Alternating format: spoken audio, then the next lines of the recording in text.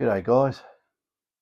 Yeah, weather here is still terrible, and I did go out and started raining, but I did dig that target I found in the Sparrow Ground area, probably, I don't know, 10 or 20 videos ago. Remember I said I left it there? I actually went and dug it up, and here's what we got. I'll get right in. Oh, I don't even know if you can see this.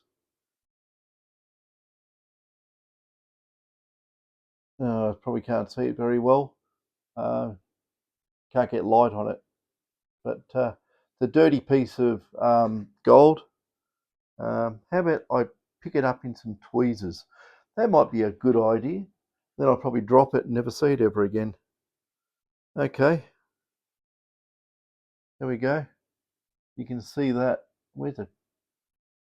There you can see on that white. There you go. That's it.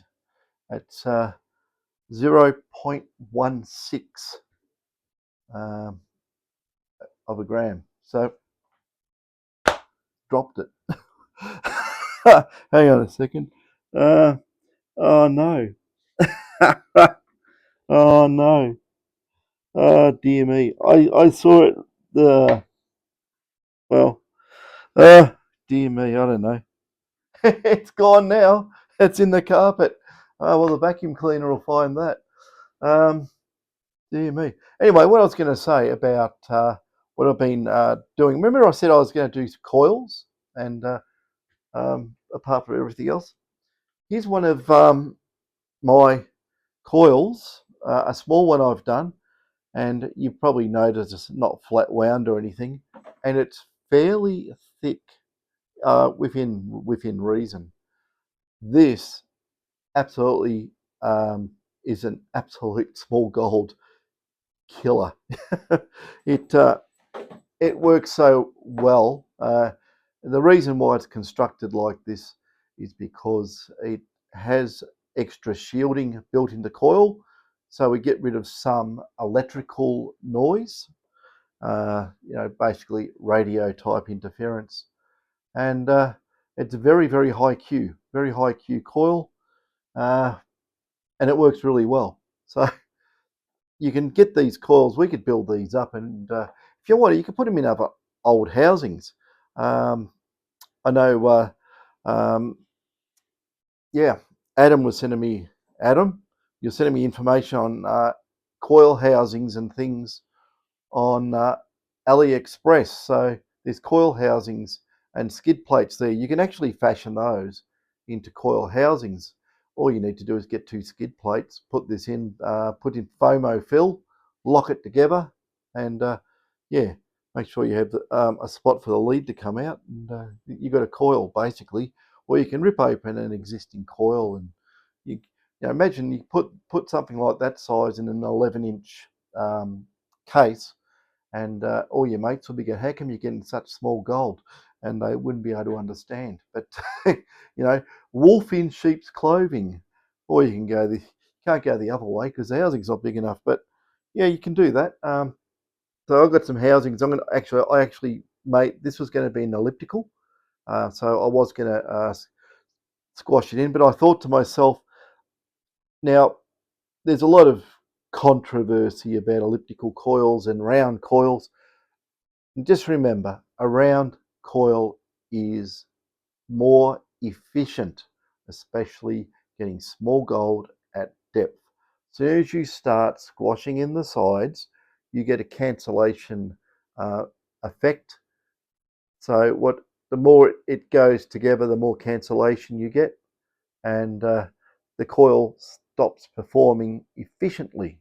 So as soon as you start squeezing it in, you lose depth. You may get a little bit of close-in field enhancement, but most of it gets negated so by the cancellation effects. And obviously, if you squash it in tight at a point, it's going to be very sensitive to small gold at that point, at the expense of picking up other small gold at depth, and even bigger gold at depth. As soon as you, what's the word? If you, I don't know, F around and find out. Well, you'll not get as much gold as you normally would with a coil like this, especially at depth. Um, you got to keep the idea that the coil sends out its field. Your target is in the middle, so the target re-rates or re-rates, yeah, re-radiates the energy equally to here, here, here, here, here. And if you start doing squeezy things, then how's it going to re-rate the energy here up here with the same efficiency? Sorry, you just made a longer path. You're going to have losses. So the longer path, losses, close in. Yeah, you say, well, there's less losses, it's closer, but sorry, you're just doing magnetic field cancellation by squeezing the sides in. So that is home truths on elliptical coils. Uh, Try it. Get a coil like this, squeeze it up, do some tests in a jig, and then open it up into a circle again and do the same thing, same target size. Also, you could probably just do it with a signal generator and looking at on your oscilloscope that, rather than using a metal detector as such, and you'll be able to see the difference in return signal from an elliptical coil to a round coil. And don't just squeeze it up and then do it really close to the coil. Move it away so it'll be at fringe detection depth where you can get it with a round. Now squeeze that into an elliptical. I bet you can't pick up the target. That will be the home truth of it. So that's those ones. These are really good coils, by the way. They work really well. And I can do flat wound, but again, as soon as you dick around with coil shape and size, you are making compromises. Always a compromise. You do not gain anything. You lose something for the perceived gain of something. So what happens if you say, well, I've got this great big coil and it's this round, but the inner windings are like this. Well, those inner windings aren't going to go as deep as the ones out here, and they all got to work together to enhance that field to energize the target and basically pick up the signal back to equal position on the coil to enhance the return signal. So, yeah, squish around your coils, and yeah, probably your gold tally. You might find more tiny gold, but you'll walk over the bigger gold at fringe depth, where normally everyone else can't hear it. You got new technology, and which is probably more sensitive now, and you squeeze up your coil, and you're negating that technology in your detectors, and just compromising that for very close in gold. So that's my pet hate or dislike about elliptical coils. They are a compromise coil. If you have a look at through history, um, well, basically, I'll give you an example. Have a look at the military um, when they go demining. Do they use elliptical coils or do they use round coils? Well, I'll leave it there. Oh, sorry, I missed that one. Whoops, bang. Oh, legs blown off. So sorry about that. Anyway, apart from that, how about we look at some big coils? I wanted to go out and test these, but the weather is horrible as per usual. We just can't get out. It's just rain. If it's not raining, it's howling gale, and wind chill factor is probably down to 2 degrees. And if I was making any videos, you won't be able to hear the audio over the noise. So let's have a look here. Okay, here is a big drag coil all made up, ready to roll. And yeah, I don't know the diameter of this. It's not written there. David knows what diameter these are, but this thing here will be pretty huge. And there is specific people and industry wanting these coils from us. So we are specifically building up requested size coils. Yeah, that would be fairly big compared to that little small one. This one here is even bigger. That is a huge coil. Some of these could be, I can't remember what they were. maybe a midpoint there's a 100-inch coil in diameter. So we've got big coils, and like I say, you can flip these into figure eights for complete noise cancellation, and you have two receiving ends of the coil. Depends how you configure it. Obviously, if you start flipping it into a figure eight, it's not going to go as deep as if it was a complete round mono type coil. But if you do need to get rid of noise, you can.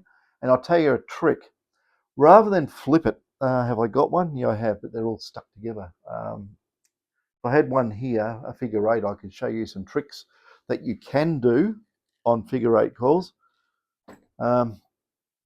Basically, I've got one here that I was mucking around with. There we go, this one here. That's an old original. It's been on and off a test board. So yeah, basically what you can do, if those two circles are equal, then any interference hitting the coil this way gets cancelled. Target here is going to ping like hell because it ain't here. It's not getting cancelled. It's only things that are on both coils at the same time and same amplitude, frequency, whatever. It doesn't really make a difference of frequency, but same amplitude basically gets +1, -1, comes out as a 0. So you don't get any noise. Well, you still do get noise. You can induce some field into this, maybe into the cable connection here, because it's not really symmetrical. If you really want to do this properly, you get this cable and stick it right in the middle, come out from the middle. And yeah, that's how you do it. But a trick to all this is, say you have a coil like this, and this is probably applicable to the guys who want to use the big coils on their sleds, drag coil setups and that, looking for big gold. That circle technically does not have to be that big, or that one that big. You can actually change it. What I'm trying to say is, you make this one bigger or that one bigger, doesn't make any difference. It still works the same way.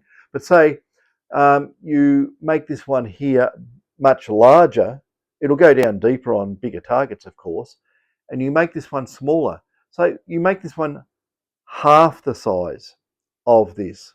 Well, what that's going to do is going to give you a bigger capture area on this, so that you can make these things so they slide. And just put something plastic here and as a lock-in type mechanism and just clamp it.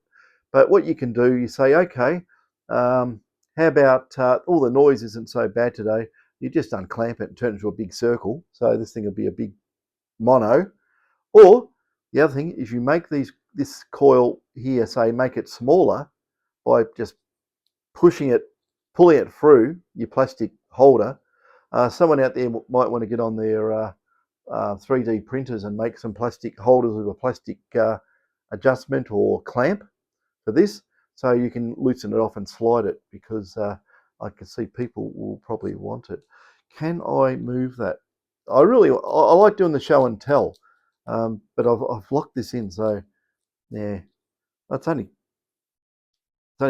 only got it stuck on masking tape and a bit of, come on, I'll reset it up. Like, oh no, it's going to make a mozza of it. But basically, if you set this up to half the size, so it's only that big, like so, and this one's bigger, if this one's half the size, you'll cut the noise from interference down by, well, say you have a full cutout like this, the noise will come up half. So the smaller this one gets, this one then goes deeper, but you could actually have a sliding scale, and you could sort of slide this down to where it negates noise to a point where you say, well, I can detect with that amount of noise and get down deeper. If you want to go to different configurations, you can, but it's very hard to do on a thick coil. You'd have to do it in a thin bundle, like tight wound Litz wire. Then you have capacitive effects and things. But you could, this is another thing you can do.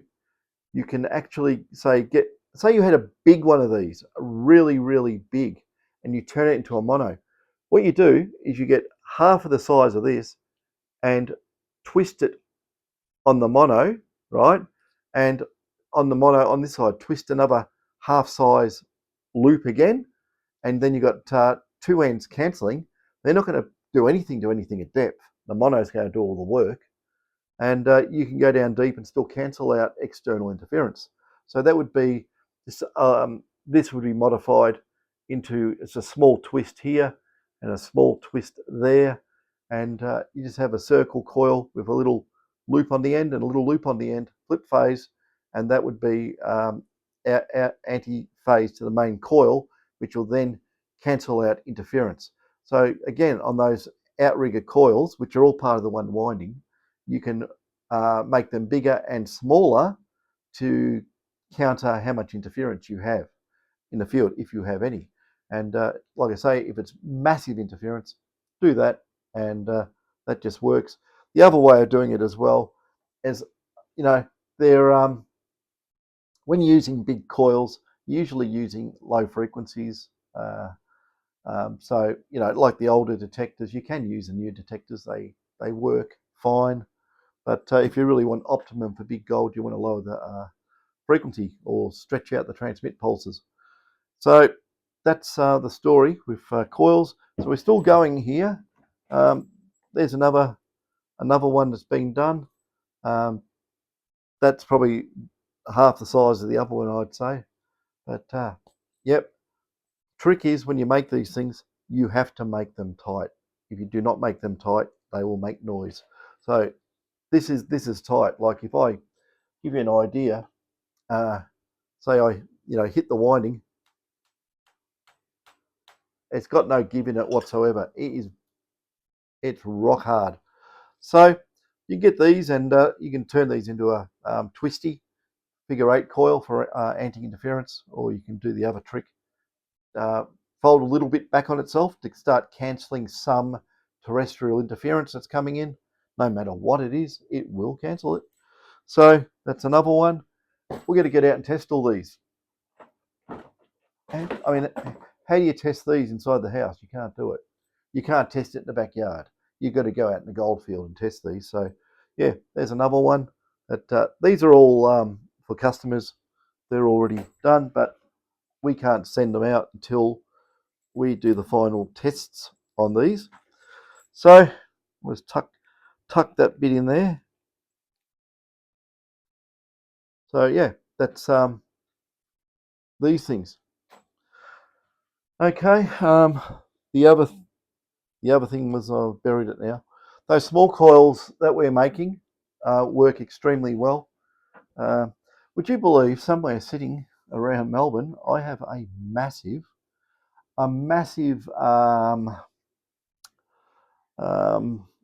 what do you want to call it? We'll say a massive machine for making coil housings. It's quite big actually. It's half as big as my workshop, and we were actually making coil housings years ago, but not, like I say, I wasn't really set up for doing coils. So yeah, it's a big vacuum former. I mean, we can vacuum. Oh God, out there we can vacuum form coils out this big.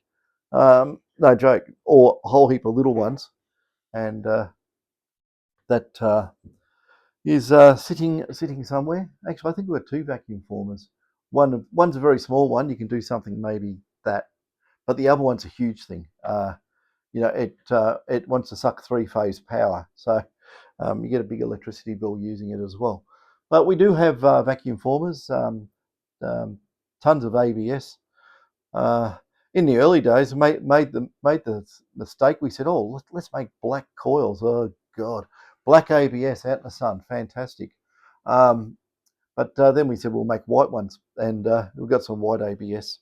I think we only used 1.2 mil ABS, keep the weight down, and yeah, out in the sun, not a problem. As soon as you start going the dark colours with ABS, I'll tell you a secret, people, that the darker your coil on a hot day, the greater the thermal noise from the coil windings. Did you know that? Paint your coils white. They run quieter. Did I say that? Oh dear me. But it's actually true. If your coil absorbs a lot of heat, you will find that the coil will become noisy. Okay, and it's just doing with the thermal changes on the copper windings, and makes everything a little bit more reactive. Even the graphite and carbons misbehave when they get hot. They don't bond closely. They start, you get thermal expansion. Well, our bonds do this a little bit, so the coils become noisy in hot temperature. People always find more gold on cold days than hot days. You probably know this if you are an experienced prospector. But the trick is, paint your coils gloss white on top. Don't have to do the bottom, doesn't make any difference. But if they're white, they will reflect a lot of the sun's energy away. Just the old trick. Go up to a car, two cars parked in the sun, a black one and a white one, and stick your hand on the bonnet or somewhere on the car in the sun, and we'll see which hand you remove first. Right? It'll be the darker color for sure. I'll put $1 million on it that you will remove your hand. So that is something worth looking at. There's also other compounds out there you can probably paint your coils with that have optical reflective particles. Maybe you treat your coil like putting sunscreen on. Fill it up with zinc oxide in the paint. Not that you have to, but you can get reflective material and mix it in your paint.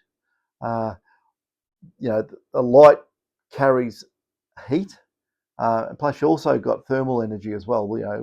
Infrared, sub-infrared as well, that heats up the coil. Maybe you make a coil shield made out of an inert material, spaced 1 inch above your coil, as some sort of barrier to the low frequency, which is probably so much of the sun's energy. The low frequency stuff, the thermal energy that actually heats things up, and also just reflected off with white paint as well, and it makes your coil run cooler. You will get more depth and you'll have less noise. So these are all sorts of things that I just know.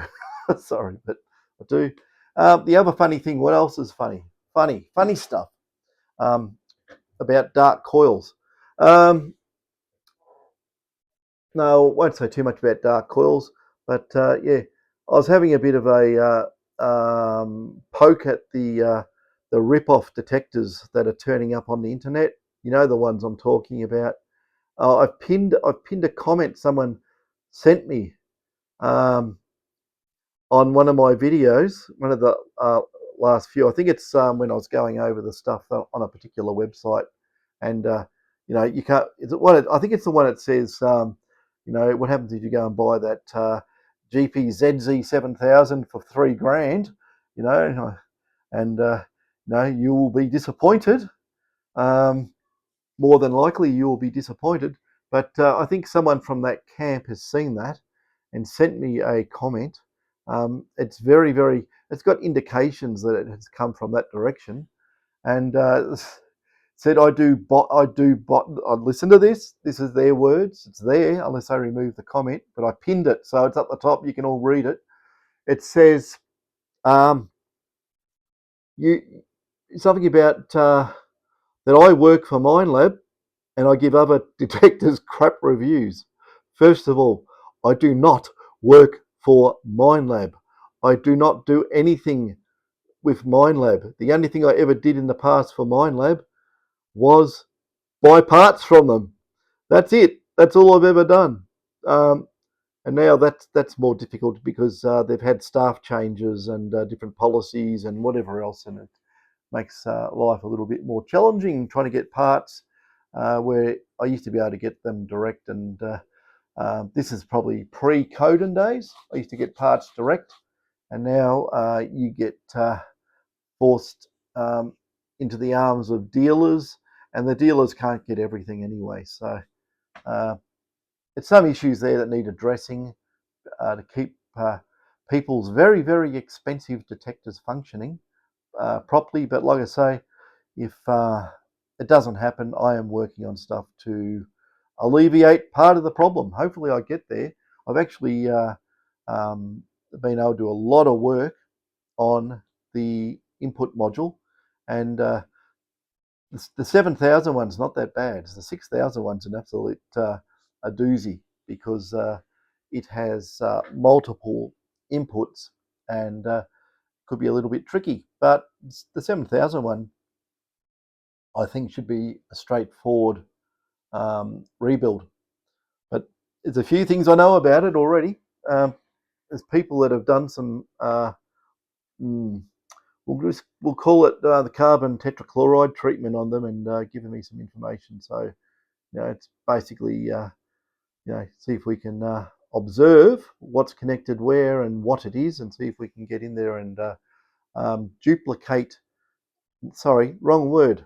No, that can't duplicate it. I've got to redesign it as my own design. So I can't duplicate what's already there.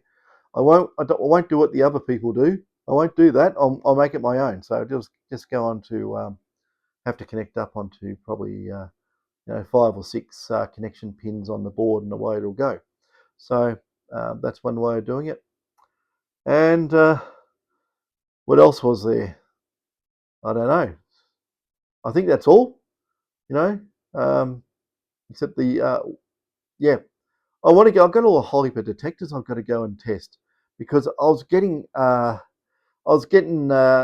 this feedback from people who love sticking their nose in other people's business and trying to make an issue of it, and saying that I don't do any videos testing detectors out in the field. Well,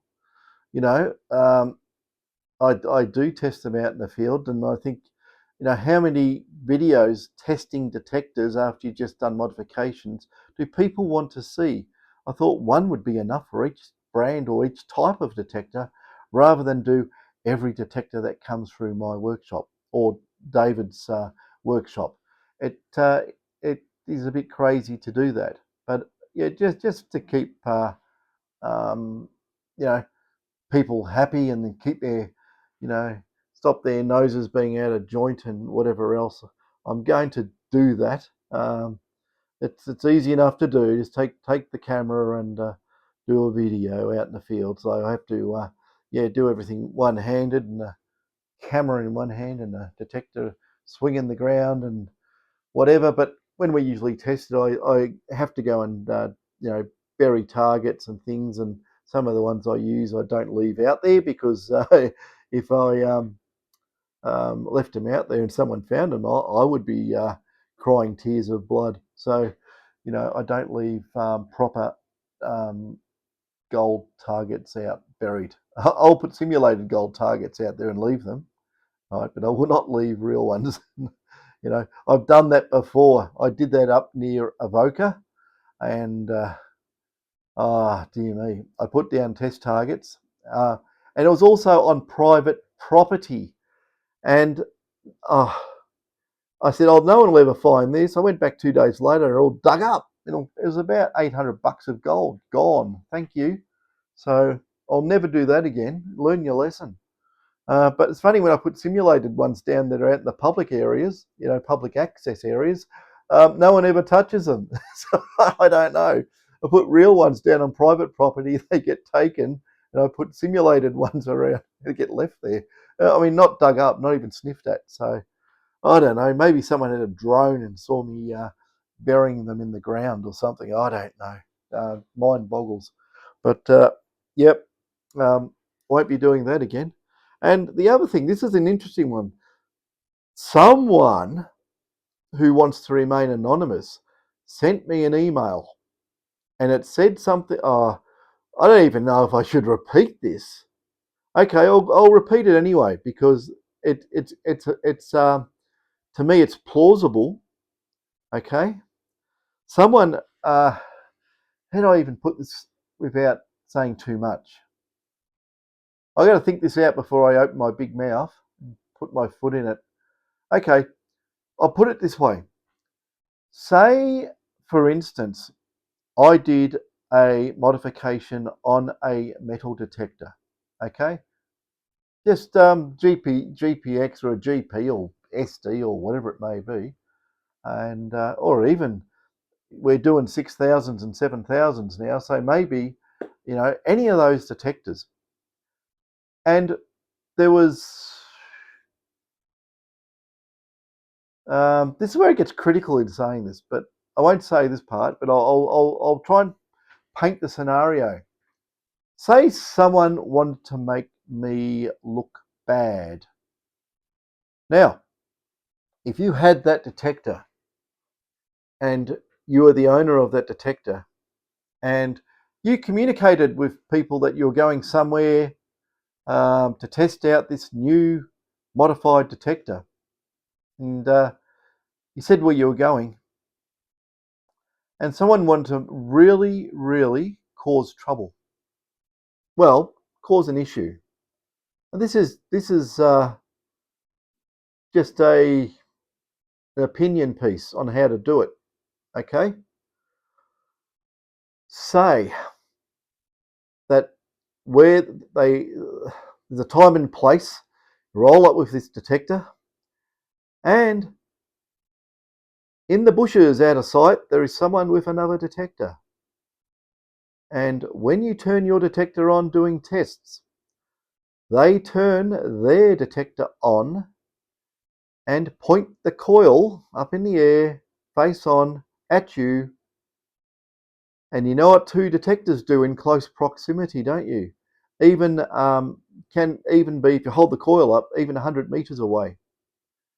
The detector will not stabilize and start making a lot of weird noises and not perform. So someone sent me this email about this sort of scenario, and I thought it was very, very interesting. Very interesting indeed. That yeah,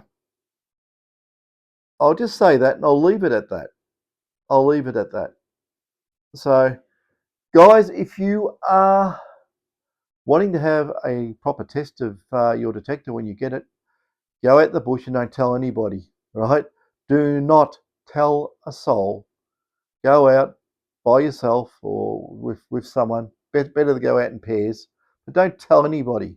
Don't say I'm going out here. I'll be there at this time. Come along and watch, because it might cause the wrong type of people to come along, and it's a beautiful way of causing an issue. And I'll tell you, when I was back in Melbourne, not in Ballarat, this is many, many years ago, I had a terrible interference problem, and it's probably in one of my very, very old videos. Maybe it could be up to 15, 16, 17, 18, 19 years ago, where I just had this horrendous interference and I couldn't work out what it was. And it was very, very well done. It was a low frequency transmitter oscillator with a 6-volt motorcycle battery connected to it that was put in my front yard under the trees, with a roughly wound coil and a cadmium sulfide cell on it, that when the sun was shining, it would make sure it did not work. It inhibited the operations. It just basically stopped the transmitter turning on and stopped the oscillator. At night time, it turned on.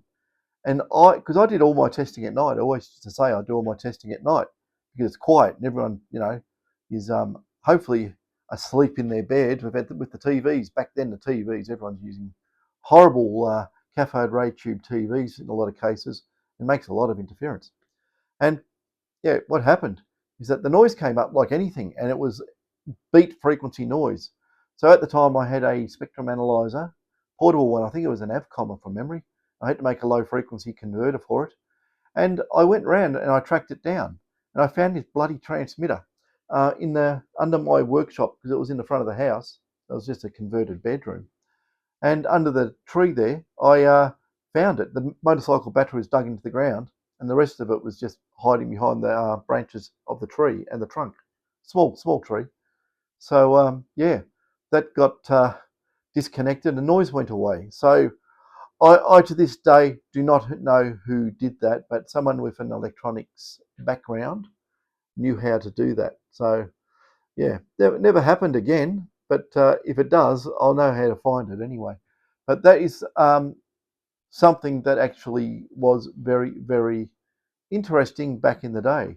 So you can do the same thing with a detector. If you want to upset someone's apple cart, and you don't do this. This is just stating the obvious.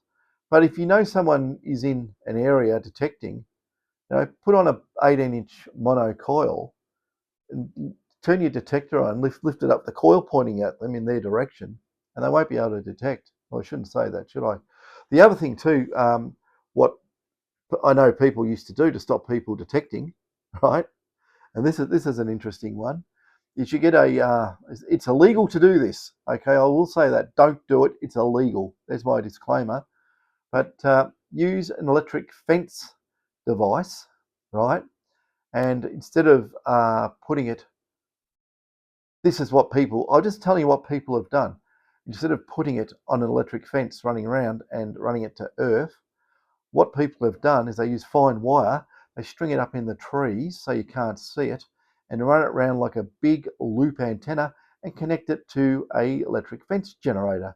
You can't detect anywhere near that for probably kilometers. So don't do that, please. Uh, it can be easily tracked down within reason, but um, that is, I know people who've done that. I'm not joking. They have done stuff like that, and also similar, that does the same thing using car ignition coils and little oscillator circuits. It's called "You're not detecting on my patch or anywhere near it." So don't do stuff like that. Um, that sort of stuff should go into the anarchist cookbook for metal detector operators, shouldn't it? But that is absolutely some of the stuff that has happened. Um, yeah, anything generating square waves into any means of transmission, be it a coil, be it even a huge long wire, like a big long wire. You do a big long wire, do a fine wire of a kilometre long, and you generate square waves into that with an earth return or something like that. You know, at what do you want to do it at? Probably around about, I don't know, 30 kilohertz or something like that. No one will be able to use Minelab. You won't be able to. You won't be able to go near it. So yeah, maybe I'm in error saying stuff like that, but hey, it's public knowledge. Go and look it up. It'll tell you exactly. Just put two and two together. What frequency is the Minelab clocking at? Oh, I'm talking about GPs, GPXs, and then if you want to cover all frequencies, put on a sweep generator. No, don't do that either. Or actually, you just get a sweep generator and power amplifier and run on long wire. Don't do that. You'll take out a lot of low frequency comms, which is used for all sorts of things. But we won't go into that either. Yeah, don't cause havoc. You shouldn't do stuff like that. But I'm just saying it has been done. People have done that. I know for a fact people have done that because you got to remember, I've been detecting for a long time, and I've discovered stuff where why is it so noisy out in the middle of nowhere? When you know damn well why it's so noisy. And if you go hunting around, you can actually use your detector to hunt things down. By the way, and as you get closer and closer, the output picks up, and all you do when you get really close is go down to a very small coil, and then you'll be able to pinpoint whatever is making the racket. So I've actually found faulty electric fences as well that generate heaps of noise. The reason they do that is because they have bad grounding in a lot of cases, and it just acts as a massive so there you go. I'm giving too much information away, but it just radiates like hell, and you can't detect. So it's also a good way of telling if an electric fence is on. If it doesn't affect your pulse induction metal detector, it's probably not on. So, uh, and what other people do, they put a earth stake in and stick it on the electric fence, ground it. But oh dear me, things that can be done. But yeah, just be careful and be wary of people who do stuff like that. It's nearly as good as the people who get a hand. This is one that's been done as well. I'm just mentioning stuff that's been done, so it's not like novel. But people who find gold, what they used to do, they used to put in their um, mining claim over an area. Miners' right, mining claim, prospecting license, lease, whatever, small ones, and they didn't want anyone detecting it. Right, they're going to go and do a push and detect or whatever, and they would go there with massive handfuls of different size lead shot, right? And some use steel ball bearings, but you go in there for VLF and it ignores the steel. But people got wise to that and they started using lead shot, like lead sinkers, just the ball ones. And they get it and they just throw it, piff it all over their prospecting lease. Okay, so you go there with your detector and you're going to go and pilfer their gold, and you can't work the patch because there's lead balls all over it. And because it's lead, it's non-ferrous, and you can't eliminate it. So, and if you try and discriminate that, you're going to discriminate the gold in most cases. So that's what people used to do, and you can't get rid of it. We used to find people who use the ball bearings. We used to get rid of that. We used to make a big rake, like a wooden frame, and we'd stick high power neodymium type magnets to it, and we just drag it on the ground. They'd all stick to it. Then you could go and prospect. Do that anyway. Get the crap off the ground. All the bits of small metal. Just make a high powered magnetic drag rake, and just drag it. Make sure you have something you can take off as a sleeve over all the magnets, because you'll never pick the little bits of metal off it.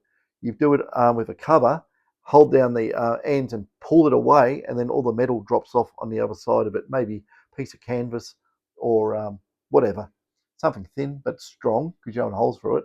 But yeah, if you go there with bare magnets, you'll chip the magnets because they're brittle as hell. And I found out this, right? So I've already done it. I thought, oh, I'll stick magnets on it and away I go. But I ended up breaking the magnets, dragging them over rocks, chipped them and so forth. And every bit of metal in the ground would stick to them, and you just couldn't get it off. You'd be there for like half an hour trying to pull this metal off your magnets. So that's one thing you can do to get rid of ball bearings, but lead is another problem. So that's why they do it, because they intend to go in there and do a push and detect, and they just take off the first couple of inches of surface and just push it up on the edges, and all the lead shot goes with that, and everything else is under is clean. So yeah, I don't know. I could write a book about all this stuff, what people used to do, and that, couldn't I? And more and more, but maybe I shouldn't. I don't know. Let let me know in the comments. But everything comes with a disclaimer. It's called "Do not do that." It's probably illegal. It's probably breaching environmental laws and the Radio Telecommunications Act, all sorts of things. Thou shalt not generate harmful interference to other devices. Um, exactly. Where metal detectors have to accept harmful interference from other devices, like aircraft transponders that, for terrain detection and stuff like that, upset detectors. The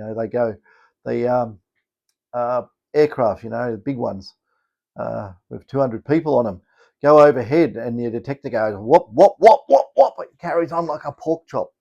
That's all those terrain transponders causing that, because they do basically point at the ground, and yeah, who knows? I don't even know what frequency they run at, but that's the only thing that could be. The only other propagation method is the aircraft acting as an RF reflector, which actually is possible, but usually at higher frequencies with smaller wavelengths. That's how radar works. But any lower frequency stuff that's in the pass band of the detector or harmonics thereof can reflect off an aircraft because of the huge metal structure. And depending on the angle of attack and down, you can get that effect. And also you can get effect too in the shortwave bands, around about maybe one to 5 megahertz. If you get overseas shortwave stations, usually on sunset, sunrise, when you get that the right ionospheric conditions for the right layers to appear and reflect signals. Look it up. It's called ionospheric propagation, and it's usually from low frequencies or from the D layer. If you really want to know, I'm not going to bore you with all that sort of rubbish, but it does. High power overseas broadcast stations, even from the Pacific Islands, they basically bounce off it or bend like light through a prism to a degree, and because it's ionized and the radio waves come down like that, and if they got a straight path to that, then down straight down to you where you're detecting, it's still extremely powerful signals, and it will upset your metal detector. And you'll usually find what happens when these layers form. Um, what actually happens, because they do move up and down, and as the window, this is like a prism. So you get a prism and you're doing that, and light's going there, it'll move as it comes out, so it'll go up and down. And what you'll get is your detector will go crazy and it'll stabilize because the signals are going elsewhere, further past you or closer in or whatever, and your detector will be fine. And then as the layers move up or down, just depends on how it is and how ionized it is. You can then have it go like this up and down, and your detector will go whop whop whop whop whop whop whop and fade off, and then later on it'll go whop whop whop whop whop whop whop and fade off, or it might just stay there and go whop whop continuously. So that's sunset and sunrise. You'll get those shortwave interference effects. Yeah, but higher frequencies not so much. Also on ionospheric measuring devices, like radiosondes, they they put them out in the bush. They can put them anywhere, right? Just for scientific research. And I think they run 50 watts or 100 watts or something. I don't think they're much more. And they actually send a signal directly up to the ionosphere, straight up. And guess what happens? You get straight down. But you got to remember, you got diffusion, and the signal comes down like this. So if you're anywhere near one of these, you're going to get completely hammered by this interference, which is usually the whop, whop, whop beat frequency sound you get as your receiver's turning on and off at whatever frequency. And yeah, what are you going to do about that? There's not much you can do. You have to wait till they turn it off, or you know, sun comes out and all the layers disappear, or that's how they work. So I hope that is of partial interest to someone out there. I don't know if you're interested in that, but that explains a lot of noises in detectors, and also in certain regions of the world too, where they use very, very low frequencies for submarine communication. They just do very slow data packets, very slow. And this also can happen if you use a big enough coil. These things run megawatts of power, and they basically rattle the whole Earth.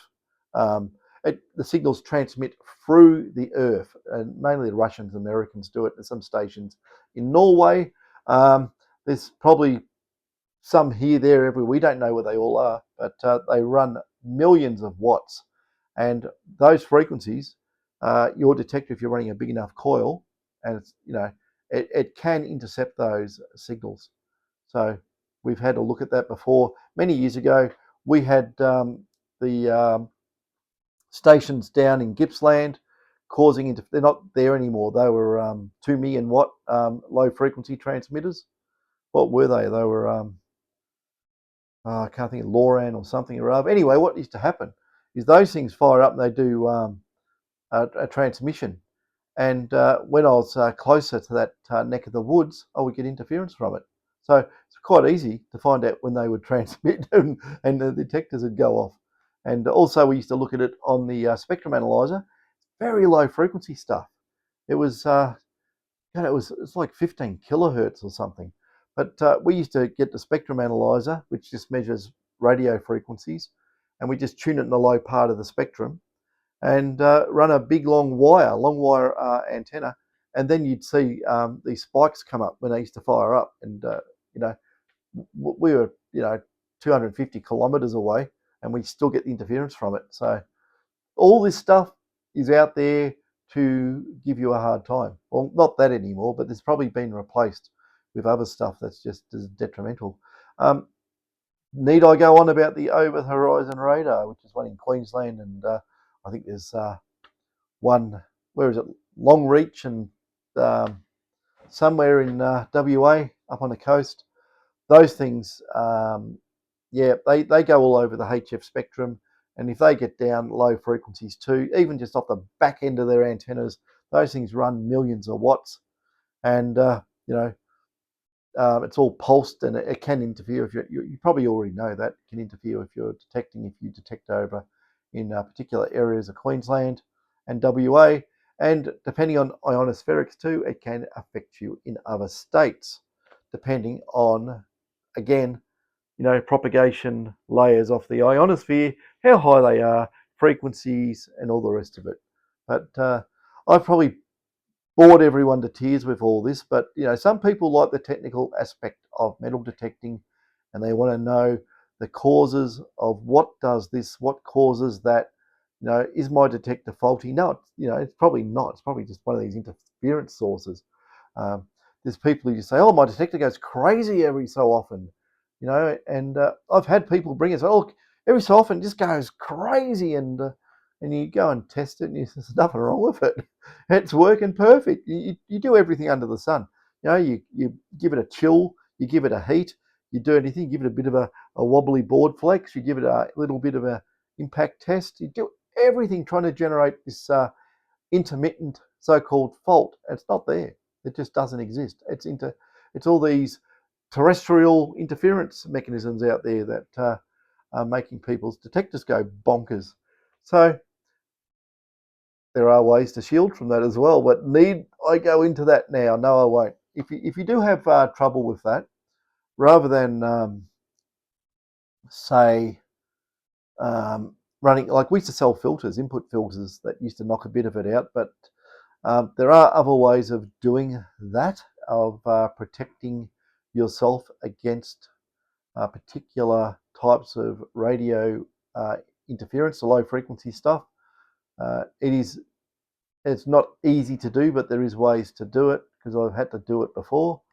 I'd like my whole room to be a Faraday cage, but it would cost probably about $150,000 in all the materials I would need to do it, because I need to screen against magnetic fields as well as electric fields, and so you just try and screen magnetic fields, it becomes expensive, very expensive, and also you need a big area too, because you don't want your and if you're using coils, you don't want them to be interacting with the surrounds, like the walls. If the walls are made of half-inch thick nickel plate or something like that, you've got to get everything away. But yeah, so you can knock out the electric fields, but our biggest problem is the magnetics, even just from the power. What are you going to do? You can't really shield from it, and it has to be a box. If you just put up a plate, yeah, it will attenuate some, but it just whips around the corners and comes in again. It's like light scattering at dawn and dusk, if you know what I mean. Can't see the sun, but everything's still lit up. Same with a lot of electromagnetic interference. You can, block it, but it'll skirt around. It still comes in, and it travels everywhere. You can't really, say it's coming from the workbench. No, it's also coming from the other side of the house. It's coming from there. It's coming from the neighbours, all over the place, and also from the ground for earth return.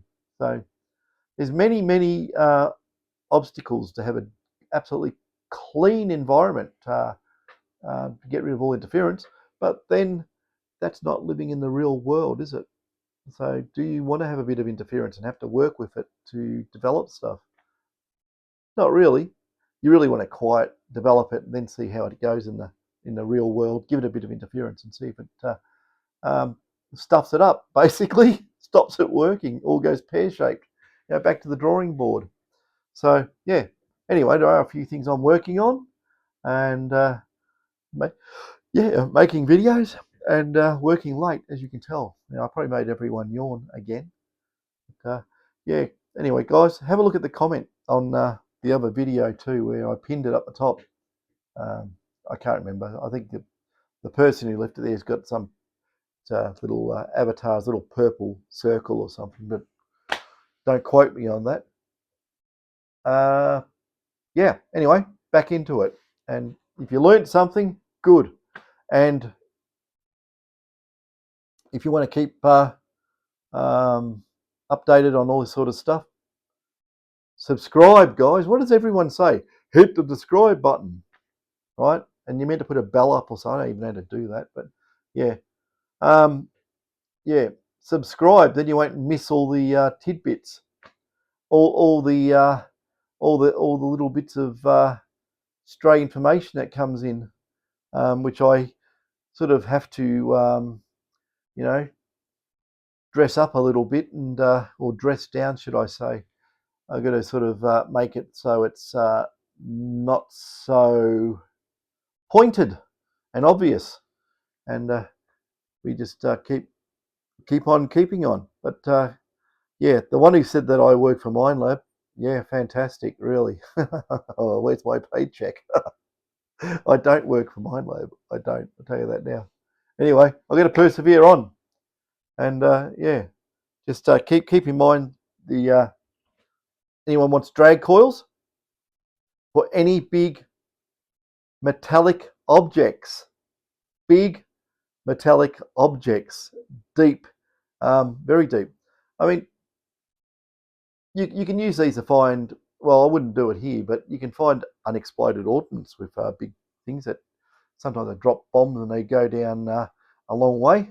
You can go down in soft ground, go down, 3 meters, 10 feet, and yeah, don't dig those up. They might go bang. But there are big objects and hordes. Is that a good word to use? Hordes of metallic objects all around the world that people go looking for. And you need a dirty big coil to find it. You really do.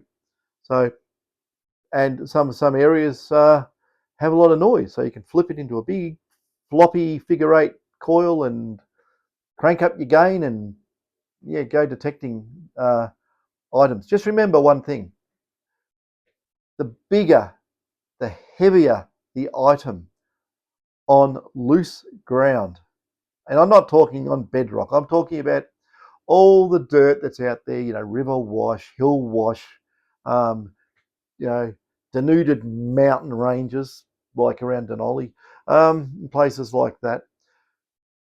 The heavy items sink down and down and down. They don't sit in the top.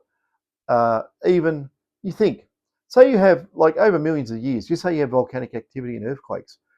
You put something on ground that shakes like this, especially if it's full of water or got a pretty close water table to the top. It'll go wobble wobble. It's just like panning for gold nuggets. You're moving in the ground and it goes, big nugget goes, oh, next 10,000 years, oh, down she goes. Right, guys, be mindful. Gold is heavy, right? 19 times heavier than water. Gold will go through the dirt. Gold will go through water. Of course it does. It goes through everything, and it's down deep. So if you're not using methodology to go down deep, you will walk over it. So, like I said, there's a lot of paleo channels out there around central Victoria, 4 to 6 feet deep. You're not going to find it running around for 12-inch coil, and you're probably not going to really find it running an 18-inch coil. You really need something decent. But anyway, I'll leave it there. That is an hour of yabba. I've probably gone over so many damn subject matters there that it's a bit disjointed. But anyway, Tell me what you think. Do you want me to keep videos on subject, or do you want me to drift around? I don't know. Tell me.